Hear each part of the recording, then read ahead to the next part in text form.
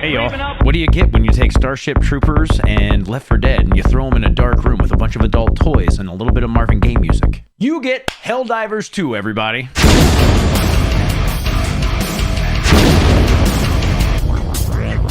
Welcome back, YouTube. Your friendly neighborhood old man is back with another game review, and this one is a doozy. So much of a doozy, in fact, that I've been crushing it on my Twitch channel with this one, playing with my community and any other random that comes in. So if you feel like you might want someone to play with that you can trust, make sure you head over to my Twitch channel and give it a look-see, because I know I'm going to be playing it more in the future. Coming to you from Arrowhead Games, Helldivers 2 was just released over the last couple of weeks, and holy crap, has it taken the entire gaming world by storm, and it is deserving every good thing that is being said about it. This third-person shooter is a successor to the devs' first effort, Helldivers, but it definitely feels like it's reimagined for a brand new generation. Whereas the first installment was a top-down shooter where you could play with friends, this one has come to kick ass and chew bubblegum in the spirit of games such as Gears of War, Earth Defense Force, Aliens Fireteam's Elite, and this one is all out of bubblegum. So, what can you expect from Helldivers 2?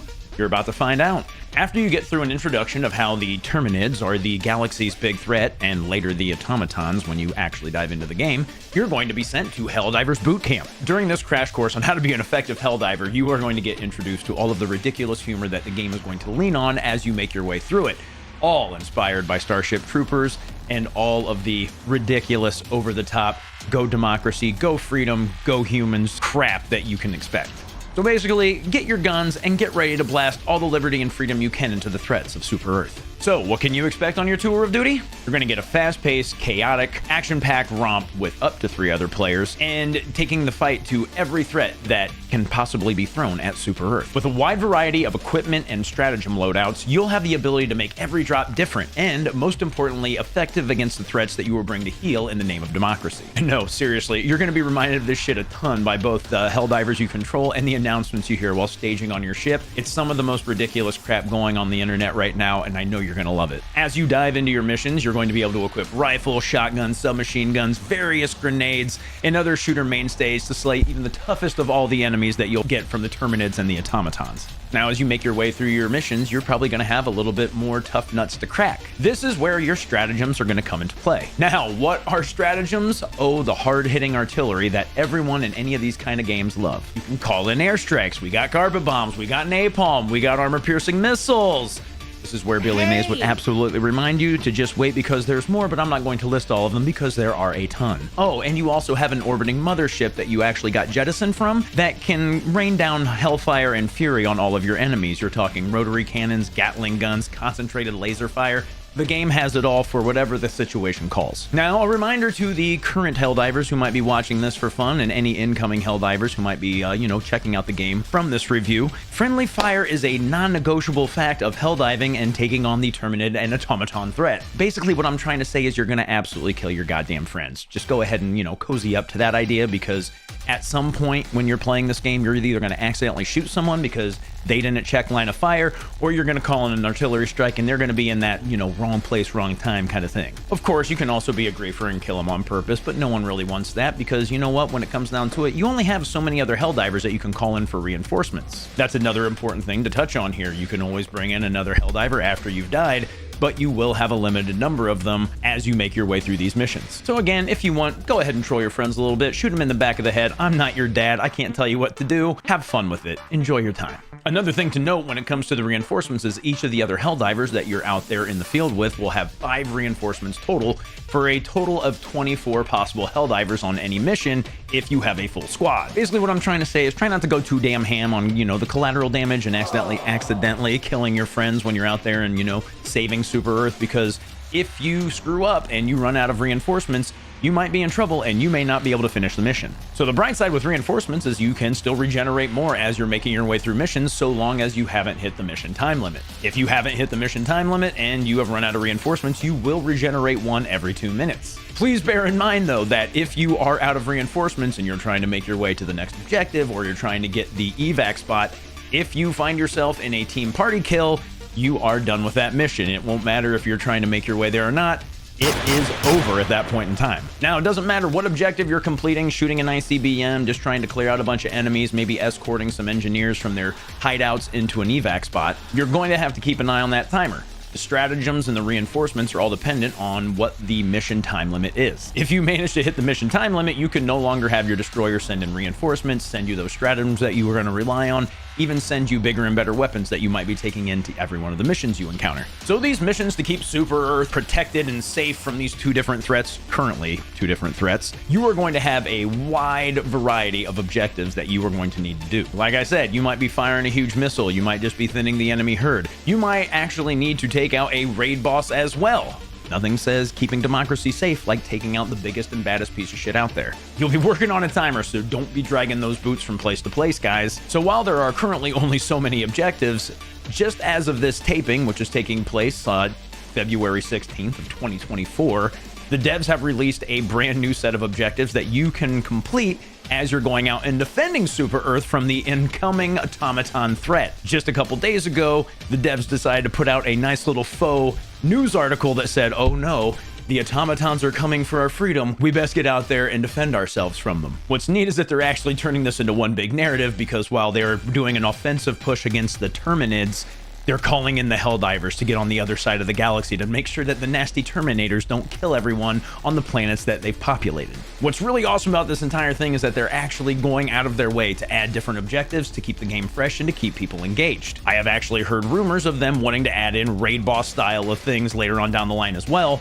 but we'll see what happens as this game develops. I'm going to go out on a limb and say that this entire thing is not bad for a $40 game. Now, before I get into the monetization progression and the ability to play this game by yourself, since I've talked about how you're going to be out there with other Helldivers, I want to tell you guys about how cool this game is as a multiplayer game. The matchmaking system is really easy. You can always grab pickup games. From all of my experience so far, everyone that I've played with who I don't even know has been amazing about trying to complete these missions and about trying to make sure that everything goes smoothly with little to no griefing at all. I have had an absolute blast playing this one on my Twitch channel, and I think that people who decide to pick it up are going to have an amazing time, whether or not they have a close group of friends that might want to play with them, or if they just want to go out and test the waters with anyone else who's playing the game at any given point in time. What's even better about the multiplayer aspect is you don't need to be on voice comms. Yeah, I'm looking at you, Timmy, you little fucking Call of Duty playing.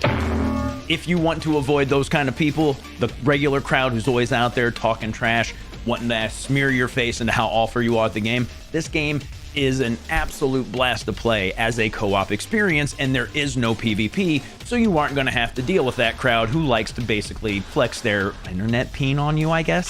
So in terms of progression, let's go ahead and talk about that really fast. The game does in fact have a Battle Pass style progression system. However, all progress that you want to get on those can be achieved by just playing the game normally. No dropping your sweet cash on any kind of stupid meta currency that they want to bleed you dry on, unless you really, really want that new shiny that just popped out. Then you can just get everything naturally as you put some time into the game. So the bright side here is you're not going to have to forego milk and bread or actually take out another mortgage on your house if you really want that nice new thing that they may have dropped. It's worth noting when we're talking about this, though, that the chest pieces that you wear as armor are the only things that have any kind of viable stats. Everything else is mostly cosmetic and makes absolutely no difference on any of the builds that you're going to go out and try to fight everything with. Now, the bright side there is all the different variables on the armors that you have. Some will give you more stims, some will give you more grenades, some are going to allow you to take less damage from explosions or other things. You can get all of these from just earning the currency in game. None of them are gatekeep behind any of the money you might want to spend on the game to get some of the better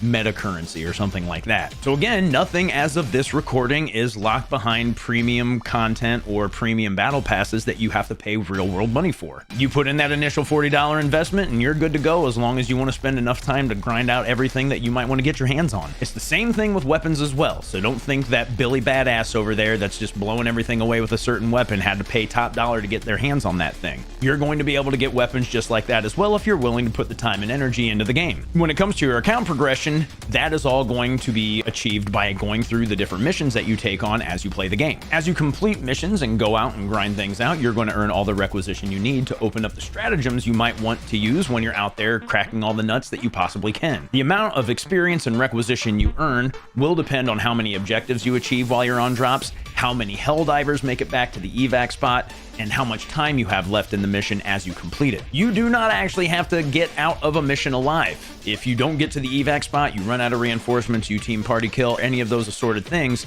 you'll be able to get some experience and requisition just by going through the mission. Basically what I'm saying is you can run out of these missions with your tail between your legs and you can die all over the place, but as long as you've done a couple of the things you're supposed to do while you're in there, you're still going to get some progress. You are not going to get hamstrung, and I think it's awesome that this game isn't full on, we're gonna punish you for dying all the time. But before you get ahead of yourselves and you get all bloodthirsty and you're like, well, old man, didn't you already say that you might not want to kill everybody that's on the mission, you know, just accidentally with my stratagems or some of the weapons I'm carrying? Yeah, there's a reason I think that you shouldn't be dropping orbital strikes on your buddies as you're out there trying to, you know, take on the Terminid or the automaton threat. The currency you earn to unlock the different armors I was talking about that might have different variables, or the different weapons that you might want to have that have a little bit more effectiveness against certain things, yeah, you only get that currency by completing a mission. So if you are out there constantly griefing or doing something crazy, you're never going to get that sweet new firearm you might want to go ahead and get into the next mission and just wreak all kinds of havoc.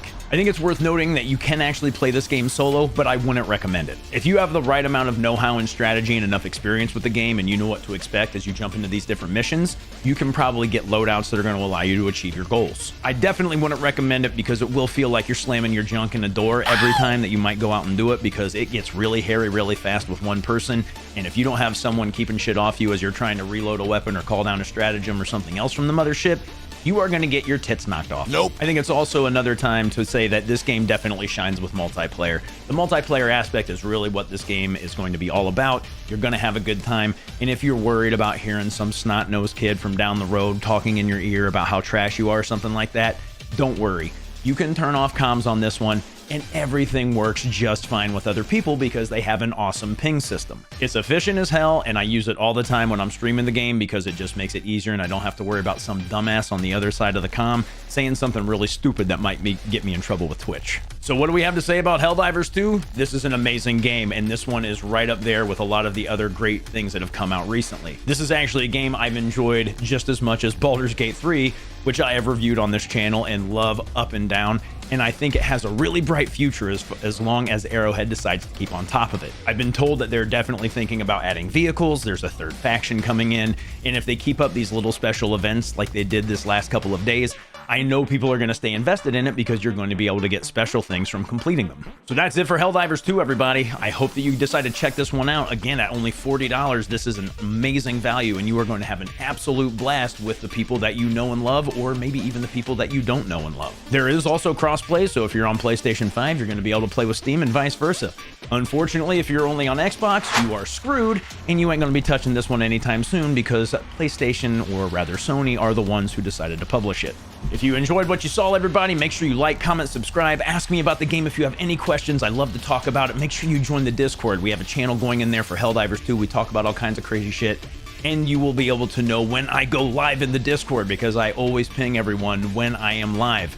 I'm on Twitch 5 days a week. I'm considering streaming some of it here, so you might see me around here, but otherwise, I hope you enjoyed the review, and I hope that you enjoy this game if you decide to dive into it.